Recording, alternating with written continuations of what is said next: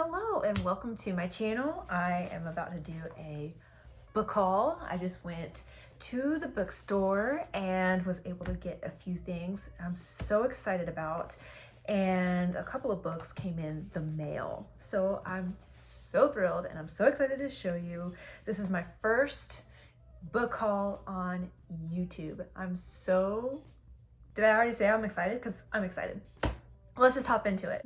I think we're gonna start with this one. I got Elantris by Brandon Sanderson. I got into Brandon Sanderson last year when I read the Mistborn books, and they were so good. I freaking love them.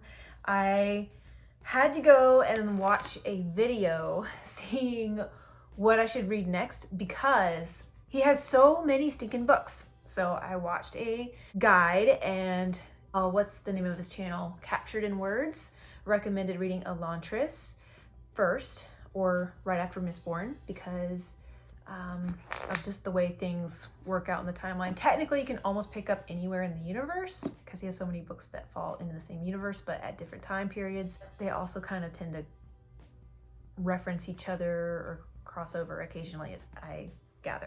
It is his first book that he published, I think. Where's the synopsis? Elantris was the city of the gods. What power could have cursed it? Rodin, Prince of Erelon, was loved by all, including the princess he'd never met. Where has he gone? Hrathen, High Priest of Fjordell, will convert the people of Erelon to kill them. Or kill them. How will he decide? Serene, Princess of Tiad? Princess of Tiad? Toad doesn't sound quite right. I'm gonna go with Tiad. Serene, Princess of Tiad, was a widow before she was ever married. Who can stand against her? Interesting. I truly have no idea what to expect with this book, but I'm excited. Next, I got 2 books by Naomi Novik. I have been wanting to read these for a few months now. Uprooted and Spinning Silver. Oh, I got a window glare there. Spinning Silver. I'm really excited. So let's see. A dark enchantment blights the land. Oh Lord. Agnieszka loves her village, set deep in a peaceful valley, but the nearby enchanted forest casts a shadow over her home. Many have been lost to the wood and none return unchanged. The villagers depend on an ageless wizard, the dragon, to protect them from the forest's dark magic. However, his help comes at a terrible price. A young village woman must serve him for 10 years, leaving all she values behind. Agnieszka, I am probably butchering that, fears her dearest friend Cassia will be picked at the next choosing, for she's everything Agnieszka is not. Beautiful, graceful, and brave. Yet when the dragon comes, it's not Cassia he takes. Sounds so fun. And then Spinning Silver. Oh my gosh, I'm so excited. Spinning Silver. Will dark magic claim their home? Miriam is the daughter of her village's moneylender, but poverty beckons as her father's too kind-hearted to collect his debts. Then Miriam hardens her own heart and takes up his work. Her success creates rumors she can turn silver into gold, which attract the fairy king of winter himself. He sets her an impossible challenge, and if she fails, she dies. Yet, if she triumphs, a fate worse than death awaits. Irina's father schemes to wed her to the Tsar. However, their dashing rule hides a terrible secret. Threatening mortals and winter alike, torn between deadly choices, Miriam and Irina embark on a quest. It's one that will encompass sacrifice, power, and even love. Okay. I can't. Which one do I read first? Actually, I think I already know which one I'm going to read first, I think. Next up on my haul is Immortal Longings.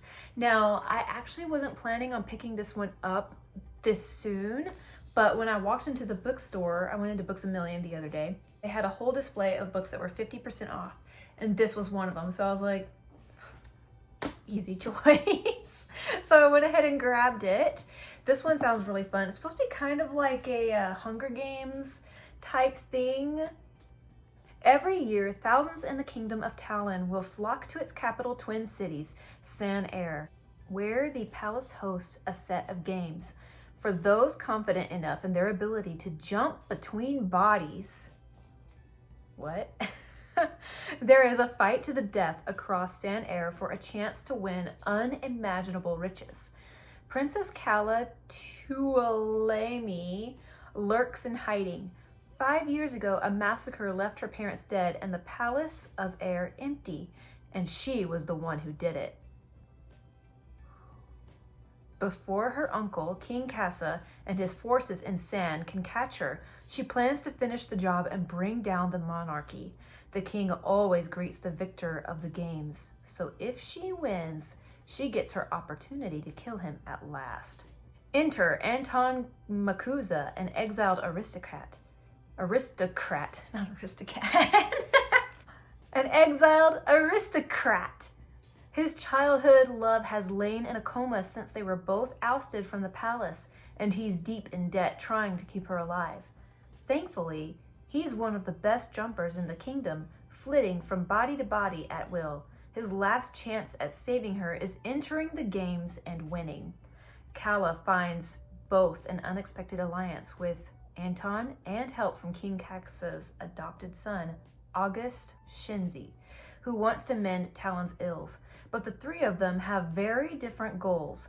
Even as Calla and Anton's partnership spirals into something all-consuming, before the games close, Calla must decide what she's playing for, her lover or her kingdom. That was long-winded. Wow. Okay. Look, the cover's kind of pretty, huh?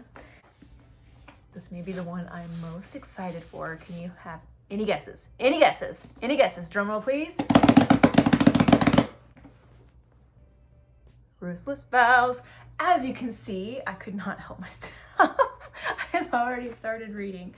Ruthless Vows, book 2 in the duology for Divine Rivals. Oh my gosh, I loved Divine Rivals, and I have been waiting for months for this second one to come out, and it's finally out.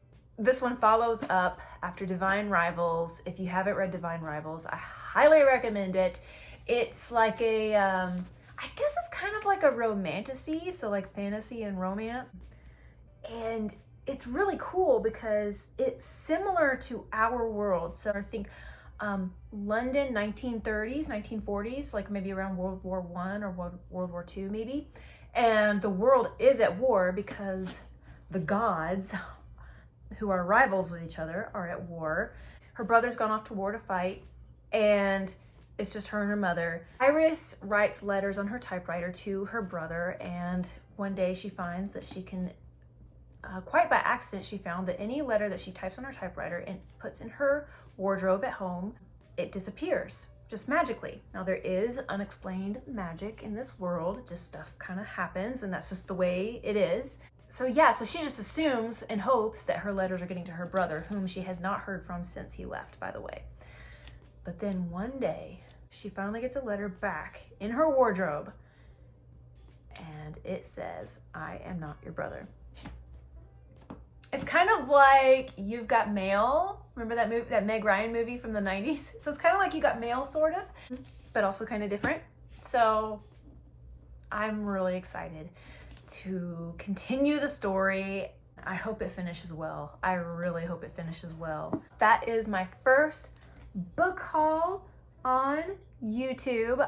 I hope you enjoyed this. Let me know which book, if any of these books that I picked up you are excited about, or is there something else that you're really looking forward to reading soon? Yeah, let me know in the comments. Thanks for hanging out with me today.